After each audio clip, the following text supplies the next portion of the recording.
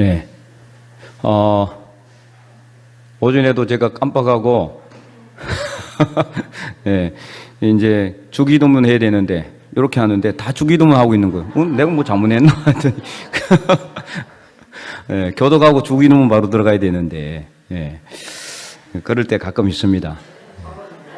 예. 사도신경. 아, 맞아. 사도신경. 그게 그거예요.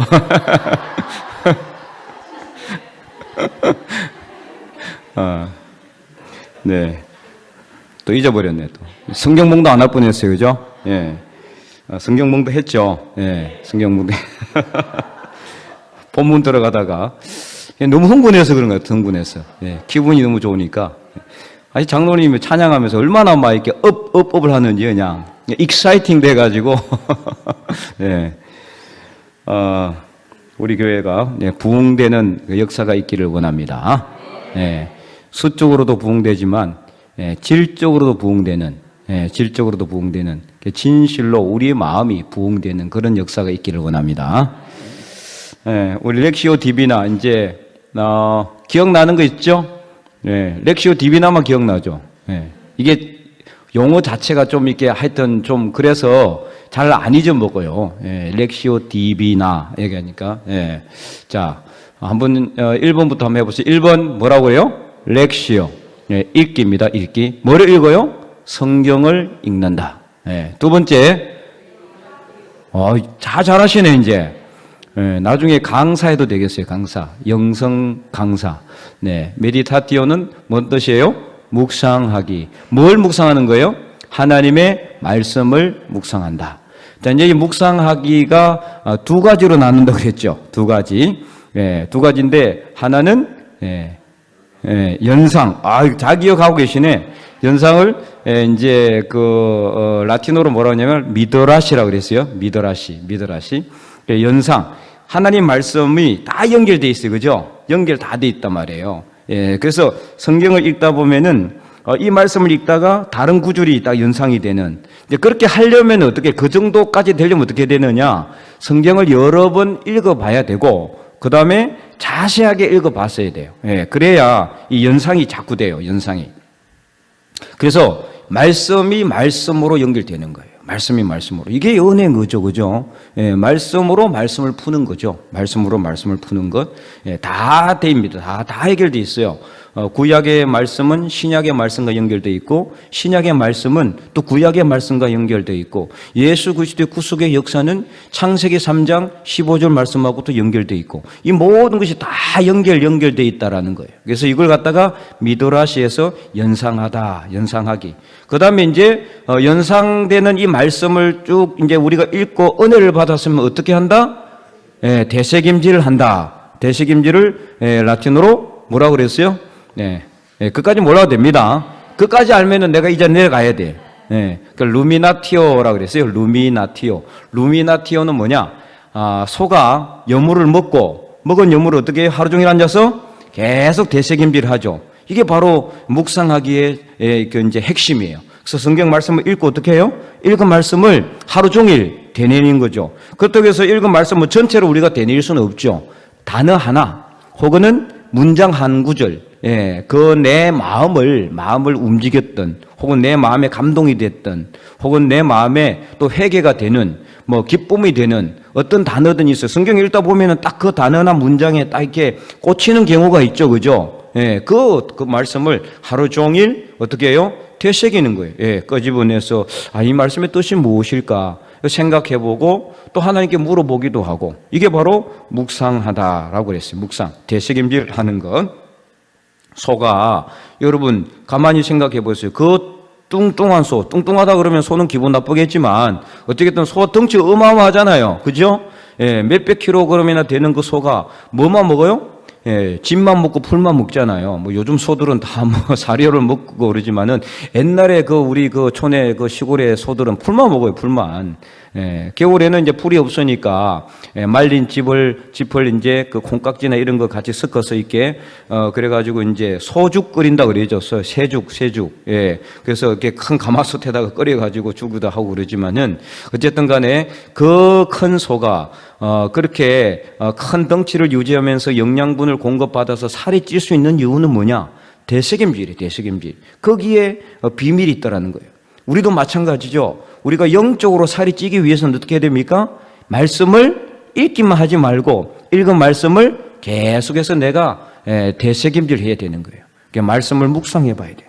묵상하면서 그러면서 하나님의 뜻을 깨닫게 되는 거죠. 아, 이 말씀의 뜻이 이렇구나. 이렇게 깨닫게 되는 순간, 자, 세 번째, 오라티오. 오랄비, 그거 취소할 생각은 됩니다. 오라티오. 그래서 오라티오는 라틴어로 기도하다라는 뜻이 기도하는 거예요. 말씀의 뜻을 깨닫고 묵상하면서 묵상한 말씀을 이렇게 이제 내 마음속에 이렇게 새기면서 나도 모르게 기도가 되는 거죠. 하나님, 이렇게 기쁨과 감사의 기도, 혹은 회개와 반성의 기도, 또 혹은 이제는 결단의 기도. 이제 앞으로는 다시는 이렇게 하지 않고 하나님 앞에 믿음대로 말씀대로 잘 살겠습니다. 이렇게 결단하게 되는 거예요. 자, 그래서 이제 이렇게 기도하면서 자연스럽게, 자, 네 번째 어떻게 됩니까? 하나님을 만나게 되죠. 네 번째 단계, 이제 좀 어려워져가죠. 컨템플라티오. 따라해보세요. 컨템플라티오. 따라하는 것도 잘 안 돼요. 자, 컨템플라티오. 자, 어쨌든 좋습니다. 자, 이게 무슨 뜻이라고요? 하나님을 만나는 거. 만나는 거. 가톨릭에서는 이 관상이라고 그래요. 관상. 그 다음에 이제, 그래서 하나님을 만나게 되는 거죠. 어디에서요? 하나님의 말씀 안에서. 그래서 하나님 만난답시고 여기저기 뛰어다니면서 기적을 체험하고 그럴 필요 없어요. 물론 그렇게 해도 하나님을 만나지 않는 건 아니지만 하나님을 만날 수 있는 가장 좋은 길이 어디에 있습니까? 바로 이 성경에 있어요. 성경에. 여러분이 하나님의 말씀을 읽고 이 말씀을 묵상하면서 기도함으로써 그 안에 계시는 하나님을 만나야 되는 거예요. 그렇게 할 때 우리가 영적으로 살이 찌게 되는 거예요. 영적으로. 그래서 영적으로 내가 건강해지게 되면은 힘들고 어려운 현실의 재앙이나 어려움이나 환란이 있어도 전혀 무너지지 않아요. 넘어지지 않고 굳건하게 이겨나갈 수가 있게 되죠. 그래서 그리스도의 그 장성한 분량이 충만한 데까지, 이 무슨 뜻이냐? 예수 그리스도처럼 우리 믿음의 분량이 장성해지게 된다 이거예요. 믿음의 분량이 장성해져서 믿음이 강건해지게 되는 거죠. 그래서 아무리 세게 흔들어도 흔들리지 않는 거예요. 그래서 마태복음 7장의 말씀처럼 창수가 나고 바람이 불어도 반석 위에 지은 집은 어떻게 된다 그랬어요? 무너지지 않는다 그랬습니다. 무너지지 않는 그런 집을 지어가는 거죠. 그래서 이제 이렇게 하나님을 만나고 은혜를 막 이렇게 누리고 그런데 그걸로 끝나버리면은 돼요, 안 돼요? 안 된다 그랬죠. 자, 마지막 다섯 번째 뭐가 있습니까? 액티오. 액션 하죠. 액션이 바로 저거예요. 액션. 액티오의 명사형이 액션. 그래서 실천하게 되는 거예요. 말씀대로 사는 것, 쉽게 말하면은 하나님 말씀대로 사는 것, 하나님 말씀대로 순종하는 것, 하나님 말씀대로 내가 살아갈 때 이때 말씀의 능력이 나의 삶을 통해서 드러나게 된다 이거예요. 내 삶을 통해서. 그래서 다른 믿지 않는 세상 사람들이 나의 행동을 보고 야, 역시 믿는 사람은 다르다. 교회 다니는 사람이 뭔가 달라도 다르구나. 이것을 깨닫게 되는 거죠. 그래서 그들로 하여금 하나님에게 뭐를 올려드리도록? 영광을 올려드리도록. 그래서 마태복음의 산상 그 수훈에서 쭉 예수님께서 말씀하시고 그 내용을 쭉 나중에 결론이 뭐라 그랬어요? 너희는 세상의 소금과 빛이라 그랬어요. 소금과 빛. 소금과 빛처럼 행동하라. 그래서 너희 선한 행실을 보고 하나님께 영광을 올려드리도록 하라. 그렇게 예수님께서 말씀하신 거예요. 자, 그래서 우리가 렉시오 디모나 다시 한 번 더 살펴봤습니다. 자, 오늘은 몇 번째 단계예요? 네 번째 단계. 이제 지난주까지 세 번째 단계 살펴봤죠. 지난주까지. 지난주는 우리 김원일 목사님 오셔서 했었고. 그래서 이제 오늘은 네 번째 단계인데, 이제 만나기. 첫 번째로 하나님의 임재를 연습해야 된다. 이것을 살펴보도록 합니다. 자, 오늘 본문에 디모데전서 4장을 우리가 봤는데요. 6절에서 9절까지. 그래서 예수 그리스도의 좋은 일꾼이 되기 위해서는 어떻게 해야 되느냐? 교훈으로 양육을 받아야 되는데, 7절에 사도 바울이 디모데에게 보내는 목회적 편지입니다. 이거는 목회적 편지. 그래서 7절에 디모데에게 뭐를 갖다가 건면하고 있느냐? 망령되고 헛하는 신화를 버리고, 당시 이 지역에는, 디모데가 목회했던 그 지역에는 그 신화는 어떤 신화예요? 그리스 신화죠. 그리스 신화. 로마 그리스 신화 알죠? 예, 그 그리스 지역, 터키 지역 이쪽 지역에는요, 이 그리스 신화, 그러니까 신화가 억수로 성행했어요. 예, 옛날에 하여튼 신이 있었는데 이렇게 사람으로 바뀌고, 사람이 신하고 결혼도 하고 이런 내용, 하여튼 허탄한 신화들이 너무 많이 이게 넘쳐났죠. 그러다 보니까 또 철학도 많이 이제 발전이 되고, 그러니까 허탄한 신화를 버리고 뭘 하도록? 경건에 이르도록. 망령되고 허탄한 신화, 아무 쓸모가 없는 거예요. 우상들이죠, 우상들. 그래서 경건에 이르도록 누구를 연단하라? 내 자신을 연단하라. 연단하라고 그랬어요. 연단하라고. 연단이 뭐냐? 이게 바로 우리 자신을 갖다가 자꾸만 이렇게 채찍질하고, 그래서 쇠가 단단해지기 위해서는 뜨거운 물에 들어갔다가 또 어디에 들어가야 돼요? 찬물에 들어갔다가 또 뜨거운 물에 달궈졌다가, 이걸 여러 번 수없이 많이 반복하면서 어떻게 해요? 쇠의 이 단단함이, 경화가 강하게 되는 거예요. 경도가 높아지게 된다는 거죠. 그래서 아무리 이렇게 휘어도 안 휘어지는 거죠. 근데 적게 연단을 받으면 어떻게 돼요? 쉽게 이게 휘어지고 무너지고 이렇게 빨리 무뎌져요, 날이. 그래서 쓸 수가 없는 거죠. 똑같은 거예요. 우리 자신을 연단해야 돼요. 이 연단이란 단어가 바로 그런 뜻이에요. 이 연단이란 단어가 그 쇠를 갖다가 풀무불에 집어넣었다가 뜨겁게 달궈서 찬물에 다시 넣고, 또 찬물에 넣었다가 다시 뜨거운 물에 집어넣고, 이게 뭐예요? 우리 삶 속에 연단을 받아야 된다는, 여러 가지 삶의 고난이나 환난이나 하나님 주시는 시험을 통해서 우리가 자꾸 연단 받는 거죠. 그래서 우리가 어떻게 돼요? 어떤 때는 뜨거운 물에 들어갔다가, 어떤 데는 찬물에 들어갔다가 뜨거워, 차가워 이렇게 하다가 어떻게 돼요? 자꾸만 말씀으로 연단받게 되는 거예요. 연단받게. 이렇게 내 자신을 연단하라고 했는데, 근데 8절에 뭐라고 했어요? 8절, 우리 8절 말씀을 다 한번 읽어보도록 하겠습니다. 시작.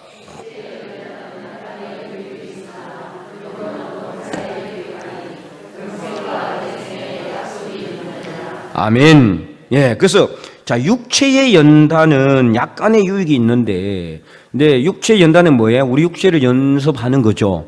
여러분 헬스 다니시는 분들, 손 들지 마세요. 헬스 다니는 분들 있죠? 아침에 운동하시는 분들도 있잖아요. 그죠? 뭐 때문에 운동해요? 내 건강을 위해서. 운동하잖아요. 운동하는 거 좋아요. 나쁜 게 아니에요.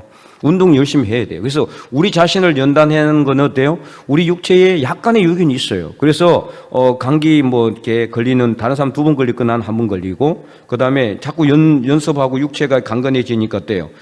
이제 그 면역력도 높아지게 되죠. 면역력도. 그래서 웬만한 병도 잘 안 걸리게 되고, 또 잘 걸어 다니고, 하여튼 어쨌든 육체의 연습도 유익이 있는데, 그런데 어떻습니까? 8절에 경건은, 여기서 말하는 경건. 자, 이 경건이란 단어가 뭐냐? 이게 내가 옛날에 한번 이야기했는데, 이게 뭐라고 그랬어요? 이게? 다 까먹었죠? 네, 잘했습니다. 네, 이 경건이 바로 뭐냐? 영성이란 용어예요, 영성. 네, 이걸 갖다가 다른 말로 굳이 번역하자면은 영성이라는 단어다. 예, 그래서 우리가 영성 안에 영성이라는 단어를 영어로 번역하면 스피리추얼리티인데, 그러니까 영적인 어떤 것이란 뜻이지만은 경건도 똑같은 뜻이에요. 경건이라는 단어는 똑같은 뜻이다. 영성과 똑같은 뜻이란 말이에요. 다른 뜻이 아니라, 그래서 경건이라는 것은 하나님 앞에 우리가 정말 모범적인 신앙생활을 하고 거룩한 삶을 살고 의로운 삶을 사는 것, 이게 바로 영성인 거죠. 예수 그리스도의 영성. 예수님처럼 닮아가는 삶을 살아가는 것. 이게 바로 영성이라고 그랬는데, 바로 이 경건은 그래서 영성의 삶을 사는 게 어떻다 그래요? 범사에 유익하다 그랬어요. 범사에.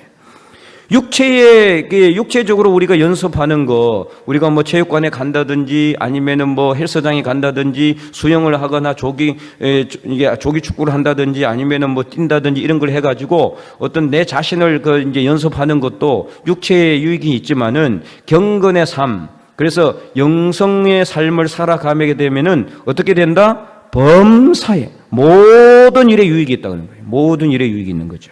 범사에 유익하니 그 다음에 말씀이 중요해요. 자, 그 다음에 말씀이 뭐라고 되어 있습니까? 금생과 내생에 약속이 있느니라. 약속이. 여러분, 이 말씀 정말 중요한 거예요. 그래서 우리가 경건의 삶을 살 때 금생은 뭐예요? 지금 이 삶이잖아요. 내생은 어떤 삶이에요? 죽어서. 그러니까 금생에 그리고 내생에도 약속이 있는데 무슨 약속을 의미할까? 여기서 약속이라는 거네. 바로 구원의 약속을 의미하는 거예요. 구원의 약속. 여러분, 신앙생활 하는 가장 중요한 목표가 뭡니까? 구원받는 거죠. 우리 구원받지 못하면 뭐 한다고 이 자리에 나와가지고 이 좋은 날씨에 저 어디 놀러 가지. 이 자리에 앉아와가지고 이렇게 막 이렇게 앉아 있겠어요. 구원이 있기 때문에 우리는 우리는 바라보기 때문에 어쨌든 간에 다른 사람 다 놀러 가도 우리는 하나님 앞에서 이렇게 예배 드리는 거죠. 구원의 약속이 있기 때문에. 자, 그런데 여기 사도 바울은 경건은 금생과 내생의 약속이 있다라고까지 말하고 있을 정도인데, 그러면 경건이라는 게 얼마나 중요한가? 여러분 알겠죠, 그죠? 이게 경건이라는 게 정말 중요하다는 거죠. 우리가 구원의 확신을 가지고 살아가는 것, 그게 중요하지만 그 구원의 확신을 잘 유지하기 위해서는 어떤 삶을 살아야 된다? 경건한 삶을 살아야 된다는 거예요. 영성의 삶을 살아야 된다는 거죠. 내가 아무리 예수님을 믿어도 나중에 제대로 된 경건의 삶을 살지 못하면은 구원의 문이 안 열릴 수도 있을 수도 있어요. 그래서 마지막 구원의 문은 오직 누가 열어주는 겁니까? 우리 주님께서 열어주는 거예요. 우리는 절대 그 문 못 열어요. 열려야만 들어갈 수가 있는데, 열려야만이. 그래서 예수님께서 뭐라고 말씀하셨어요? 아까 내가 이야기했던 말씀처럼 이 주여 주여 하는 자마다 다 천국에 들어갈 것이 아니요 하늘에 계신 아버지의 뜻대로 행하는 자라야 들어간다 그랬어요. 주여 주여 한다고 다 들어가는 게 아니란 말이에요. 교회에 나온다고 다 들어가는 게 아니라 하나님의 말씀대로 행하는 것, 바로 이건 뭡니까? 경건의 삶이요, 이게 바로 영성의 삶이다. 다 연결된 겁니다. 다른 게 아니에요. 독립적인 게 아니란 말이에요. 별개의 것이 아니에요. 다 똑같은 말이에요. 똑같은 말. 그래서 하나님의 말씀을 우리가 열심히 읽고 그 읽은 말씀을 잘 묵상하고 그 묵상하면서 하나님 뜻을 내가 깨닫고 기도함으로 하나님을 만나서 이 세상 다른 사람들에게 내가 받은 구원의 은혜를 전하고 예수 그리스도를 전하고 하나님이 어떤 분인지를 그들에게 전해서 그들도 하나님의 백성이 되게 하는 삶. 그래서 하나님 앞에 깨끗하고 정결한 신앙의 삶, 즉 경건의 삶, 예수 그리스도의 영성을 실천하는 삶을 살아갈 때 금생과 내생에 구원의 약속이 있다라고 사도 바울은 분명히 말씀하고 있다라는 거죠. 그러므로 우리가 이렇게 영성 또 경건을 강조하는 이유가 그것 때문이에요. 예수님만 믿는다고 해서 구원을 받는 것이, 물론 예수님을 믿고 안 믿고도 그것도 내 마음대로 되는 것도 아니요, 또 구원의 주인은 오직 하나님이시기 때문에 예수님이 오실 때 그때 결정되는 것이기 때문에 어떻다 저렇다 이야기할 수는 없지만, 분명히 오늘 말씀을 기준으로 본다 그러면은 경건은 내생과 금생과 내생의 약속이 있다라는 것을 우리는 분명히 알아야 된다. 그래서 말씀을 잘 읽고 말씀을 대로 살아가는 것, 이게 뭐가 필요하다? 연단이 필요하다는 거예요. 그래서 이제 경건하기 위해서는 뭐가 필요한 거예요? 연단이 필요해요. 연단이 뭐예요? 연단을 다른 말로 이야기하면은 연습이 열심히 연습하는 거. 자, 여러분은 혹시 예를 들어서 이제 이렇게 하려면은 뭐 해야 돼요? 연습해야 되죠. 그잖아요. 그죠? 자, 저를 보세요. 저를 보시면 돼요. 자, 연습해야 되는데 연습 안 하고 운동선수가 경기장에서 금메달 딸 수 있어요, 없어요? 못 따죠. 물론 처음부터 타고날 때부터 딱 태어났는데 완전히 운동선수로 태어났다. 태어나면서부터 근육이 빵빵하고 기골이 장대한 그런 사람이 있으면 모르겠어요.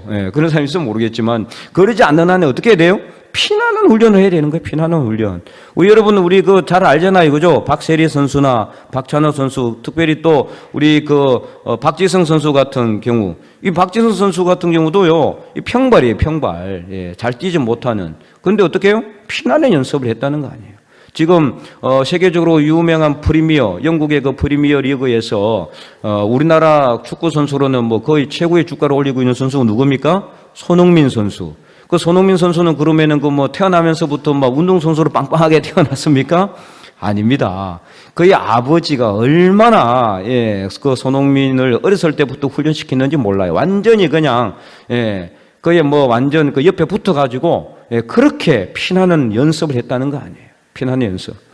하루에도 몇 시간씩 그렇게 계속 어렸을 때부터 그 연습을 통해서 훌륭한 선수가 되는 것처럼 우리도 영적으로 내가 훌륭한 사람이 되기 위해서는 가만히 앉아가지고는 절대 안 된다라는 거예요. 피나는 연습을 해야 돼. 피나는 연습. 계속해서 연습해야 돼. 새벽 기도 못 일어나면은 내일 또 일어나게. 그래서 또 연습하는 거죠. 오늘 내가 성경 못 읽었으면 내일 또 읽어봐야 되는 거예요. 이게 연습해야 되는 거예요. 계속 반복이죠. 연습이라는 건 반복이에요. 연습의 특징이 뭐예요? 반복이에요. 반복. 어떻게 되도록? 내 몸에 적응될 때까지, 완전히 내 최하가 될 때까지 계속 연습하고 반복하고 연습하고 반복해서 그게 그만 달달달달 그냥 되도록 그렇게 하는 거죠. 그래서 여러분들이 이 하나님의 말씀 안에 숨어 있는 비밀을 잘 깨달아야 돼요. 내가 그냥 아무리 내가 처음부터 나는 딱 태어나면서부터 아주 거룩하게 영적으로 아주 대단한 사람처럼 태어난 사람 아무도 없습니다. 아무도 없어요. 피나는 연습이 필요해요. 끝없이 기도해야 되고, 끝없이 말씀 봐야 되고, 끝없이 예배 드리면서 끝없이 우리가 연습하고 내 자신을 연단해야지만 경건해지게 된다. 경건해지기는. 그래서 피나는 연습이 필요한데, 그래서 이것을 다른 말로 하면은 이제 하나님의 임재를 연습해야 된다. 이런 거죠. 그래서 하나님의 임재 연습이라는 책이 있어요. 책. 이렇게 이제 하나님의 임재 연습이라는 이런 책이 있는데 저기 스크린에 나오죠, 그죠? 스크린이 나오는데 아주 짧아요. 이게 지금 한 몇 페이지 안 되죠? 한 시간이면 읽습니다. 한 시간. 빨리 읽는 사람은 한 시간이면 읽을 수 있어요. 아주 이렇게 글자 크기도 크고 페이지도 얼마 안 되기 때문에 이 하나님의 임재 연습이라는 책이 1693년에 나온 책이에요. 상당히 오래됐죠? 최근이 아니로 1963년이 아니고 1693년에 나온 책입니다. 1693년에. 엄청 오래됐죠, 그죠? 여러분 처음 본 사람도 있죠, 근데, 그죠? 몇백 년 전에 나왔는데도 처음 보시는 분들도 있을 겁니다. 제가 책을 거의 소개를 안 해요. 가급적이면 성경을 읽으라고 하지, 이제 목회자들 가끔 보면은 책 억수로 많이 선전하는데 보여주고 이렇게 하는데 저는 거의 소개를 안 합니다만은 이 책은 여러분이 꼭 한번 읽어보시면 좋겠다는 생각이 들어요. 제가 영성신학 공부할 때 이 책을 읽으면서 많은 이제 도움을 받았기 때문에. 그래서 이 책에 보면은 이제 주인공이 로렌서라는 사람이 나와요. 로렌서. 제가 한두 번 제가 간단하게 언급을 하고 소개를 해드린 적은 있는데 이 사람이 하나님과의 끝없는 임재 연습을 했다는 거예요. 임재 연습. 그래서 이제 그의 본명은 니콜라 에르망이라는 사람이에요. 1614년에 태어나서 1691년에 이제 죽었어요. 그 프랑스 사람인데 독일과의 그 전쟁에서 전쟁을 하다가 병사로 나갔다가 다리를 다쳐서 의가사로 제대를 했어요. 의가사 제대를 해가지고 이제 이 정상적이지 못하니까 몸이 이렇게 제대로 취업을 할 수가 없어요. 직장을 가질 수가 없어서 이제 갈멜 수도원에 허드렛 일을 하는 사람으로 들어갔어요. 그래서 밥 먹여주고 잠 재워줄게. 그래서 월급 이런 거 없고 그냥 거기서 숙식하는 대가로 거기 들어가서 수도원의 수사들을 위해서 밥을 해주고 빨래 빨고 그 다음에 청소하고 이런 허드렛 일을 하는 그런 사람으로 들어갔죠. 아무도 눈여겨보지 않았습니다. 그렇잖아요. 다리를 쩔뚝쩔뚝 절면서 동작도 꿈터죠. 그 다음에 다른 정식 수사들처럼 제대로 신학을 공부했거나 어떤 정규 교육을 받아서 어떤 학식이 있는 사람도 아니었어요. 그렇다고 해서 뭐 처음부터 이 사람 믿음이 훌륭한 그런 사람도 아니었기 때문에 그냥 쉽게 말하면 수도원에 뭐 하는 사람의 잡부에 잡부, 잡일을 하는 사람이었어요. 아무도 눈여겨보지 않는 사람인데, 근데 이 사람은 수도원에 들어가는 날부터 뭘 하기 시작했느냐? 하나님께 기도하기 시작하는데, 아무리 작은 일을 하더라도 그 일을 하기 전에 먼저 어떻게 했다? 예, 기도하는 거예요. 하나님께 먼저 아뢰는 거. 하나님, 제가 이런 일을 합니다. 그러니까 하나님 도와주세요. 이런 식으로 계속. 그래서 그가 50년 동안 부엌 일을 하면서 샌들을 만드는 일을 했다 그래요. 샌들을 만드는 일을. 그래서 항상 일을 하기 전에 하나님께 아뢰면서 감사기를 했는데, 죄를 지을 때는 이렇게 기도했다 그래요. 저는 주님 없이는 결코 이보다 더 나아질 수가 없습니다. 저를 넘어지지 않게 지켜주시고 이 행한 죄로부터 돌이켜 주시옵소서. 이렇게 딱 하나님께 기도하고 다시는 그 죄에 대해서 생각하지 않았다. 그러니까 죄책감을 가지지 않았다라는 거죠. 이게 중요한 거예요. 이제 그러니까 여러분, 우리가 하나님께 회개 기도하고 나서 또 그 죄를 생각하면은 아무 의미가 없잖아요. 그렇잖아요. 회개 기도했다면은 그 죄로 인해서 힘들어지면 안 되는 거죠. 그렇죠? 예, 근데 우리는 어떻습니까? 회개 기도하고 또 그 죄 때문에 또 힘들어져요. 죄책감도 느끼고. 그럼 회개 기도한 게 아무 소용이 없는 거죠. 그러니까 죄에 끌려다니지 않는 삶을 살았다 이거예요. 이 사람도 죄를 많이 지었다는 거죠. 그런데 그가 죄를 지을 때마다 늘 이렇게 기도를 했다는 거죠. 그리고 이제 여러 가지 그가 이렇게 했던 내용들이 있는데, 근데 그가 한 것들은 아주 간단해요. 아주 단순하고 그냥 하나님께 기도하는 것밖에 없었어요. 계속해서 기도하고 또 기도하고, 그걸 어떻게 했다? 연습하듯이 계속 했다는 거예요. 계속. 그래서 그가 자기한테 일어난 일들을 편지를 써서 자기 친구들한테 보낸 거예요. 친구한테. 보낸 그 편지들을 모아서 엮어 놓은 책이 바로 이 책이에요. 하나님의 임재 연습이라는 책인데, 제가 이제 몇 가지만 소개를 한번 해드릴게요. 18페이지 보면 이런 내용이 있어요. 이런 마음이, 혹 일이 생겨서 마음이 어지러워지기라도 하면 그는 절대로 그것을 가지고 사람에게 나가지 않았다. 하나님이 곁에 계신다는 사실을 너무나 잘 알았기에 그는 바깥에서야 무슨 일이 일어났건 간에 믿음의 빛 가운데를 걸어서 하나님의 사랑 속에 자신을 푹 잠기게 하는 것만으로도 충분히 만족할 수가 있었다. 예, 그러니까 어떤 일이 있으면은 무조건 사람에게 갖고 나가서 도와달라, 상담하거나 그러지 않았다라는 거예요.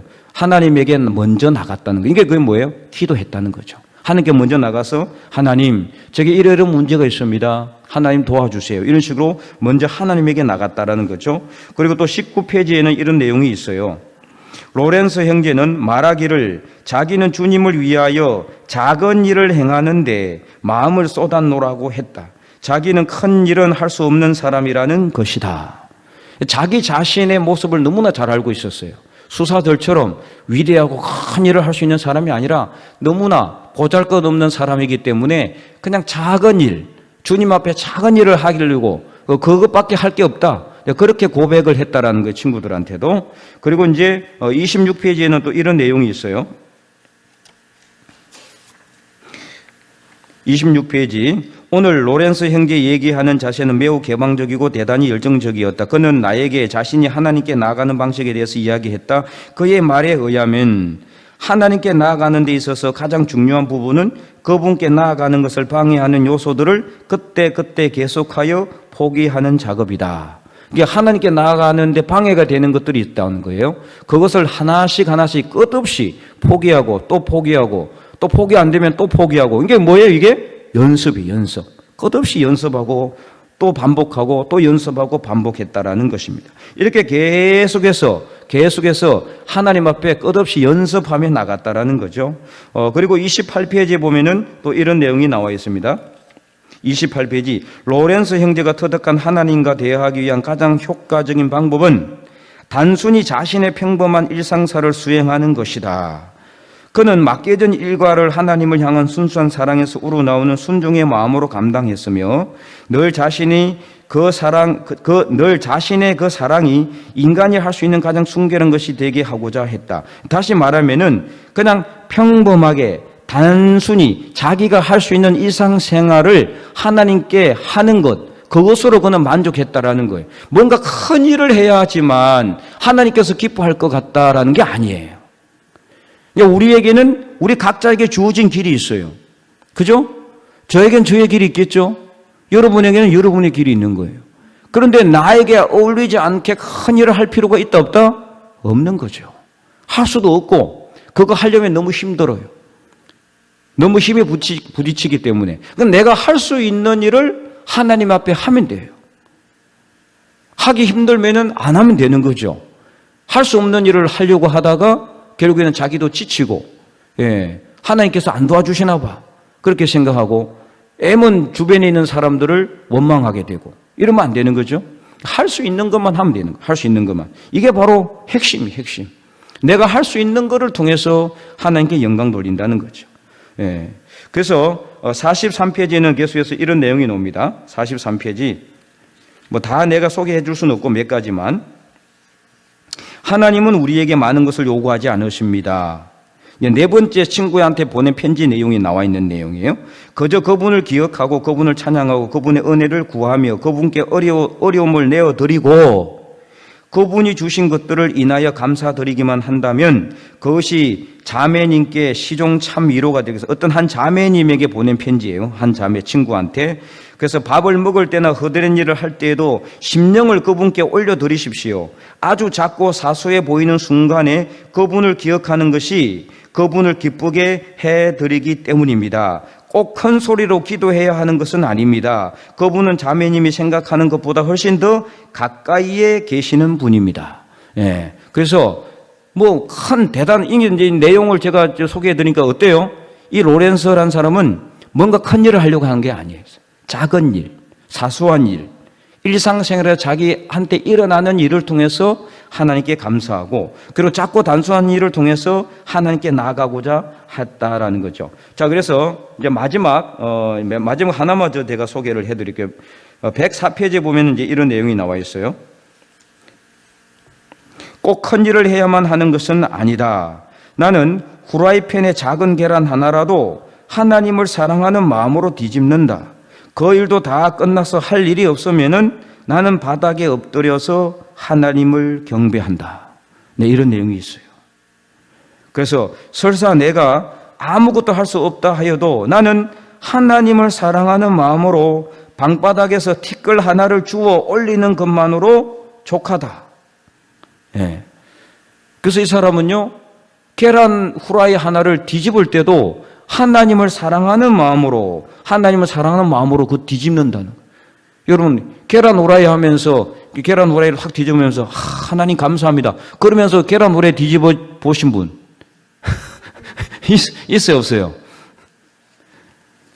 이 바닥에 떨어져 있는 티끌 하나 주워 올리면서 하나님, 이거 티끌 하나 주울 수 있도록 해주셔서 감사합니다. 내가 이 티끌을 주움으로 인해 가지고 이 예배당이 깨끗해질 수 있음에 감사합니다. 그렇게 하면서 해보신 분 있어요? 내가 이걸 누가 이거 흘리는 거 도대체?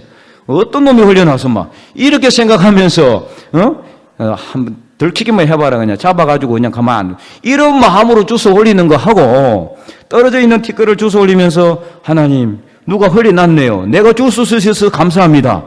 이런 마음으로 주워 올리는 거하고 어떤 게 더 하나님을 가까이 하게 될까요? 물어보나 마나죠. 바로 이게 하나님의 임재 연습이에요. 무엇을 해도 누구한테 감사한다? 하나님께 감사. 그리고 큰 일을 한다? 작은 일을 한다? 작은 일. 중대한 일, 사소한 일? 사소한 일. 뭔가 일을 만들어내요? 안 만들어내요? 만들어내지 않아요. 그러니까 자기 삶 속에 아무것도 하지 마는 거. 그러니까 여러분 삶 속에서 일어나는 일들을 통해서 어떻게 한다요? 하나님께 감사하는 거예요. 하나님께 감사하는 거. 집에서 설거지 하면서, 이거 왜 이렇게 많이 묻혀놓은 거야 도대체. 우리 남편은 그냥 늘 더럽게 묻고 그냥 그렇게 하면 짜증만 나고 그냥 막 하다가 다 깨트리고 그러잖아요. 그죠? 근데, 이건 내가 이게 설거지 할 수 있으면 감사하고 그냥, 설거지를 할 수 있는 게 감사하고. 남자들 설거지 많이 합니까?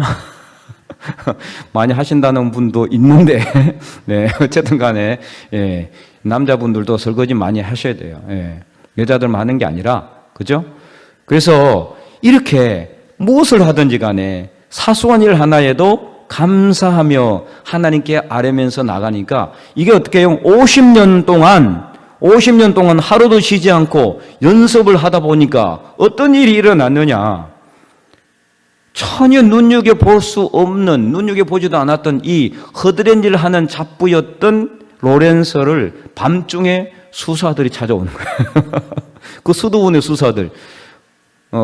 요즘으로 한다면은 대학 교수가 경비원을 밤중에 상담하러 찾아간 거예요. 가서 좀 도와달라고. 여러분, 이게 이해가 됩니까? 네.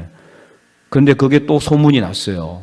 그리고 나서 나중에, 이제 교황도 찾아왔다는 거죠. 이제 교황도. 그럴 정도로 이 사람이 아주, 영성이, 그러니까 어떻게 해요? 자기도 모르게 영성의 향기가 싹 풍부져 나오는 거예요. 풍부져 나오는 거예요. 영성의 향기가. 자기도 모르게. 믿음의 향기는 이런 거예요. 내가 뭐 꼭 하려고 해서 되는 게 아니라 나의 작은 삶의 실천을 통해서 예수 그리스도의 영성의 향기가 다른 사람들에게도 전해지는 겁니다. 그거는요, 내가 꼭 광고하고 홍보하지 않아도 돼요. 다 알게 됩니다. 주변 사람들이 다 보고 있으니까 눈이 있잖아요. 그죠? 네. 그래서 이제 하나님의 임재 연습이라는 책이 많은 사람들에게 읽혀지고 많은 사람들의 마음을 울렸다. 그래서 이 내용의 책의 간단한 핵심이 바로 뭐냐? 하나님의 임재 연습은 어떻게 한다? 나같이 목회자만 할 수 있다가 아니라 누구나 할 수 있는 거죠. 누구나. 성경을 읽을 수만 있으면은, 기도만 할 수만 있으면은 누구나 다 할 수 있는 것이 바로 하나님의 임재의 연습을 통해 누구를 만난다? 하나님을 만나게 되는 겁니다. 자, 여러분, 끝없이 포기하지 말고 연습하시기 바랍니다.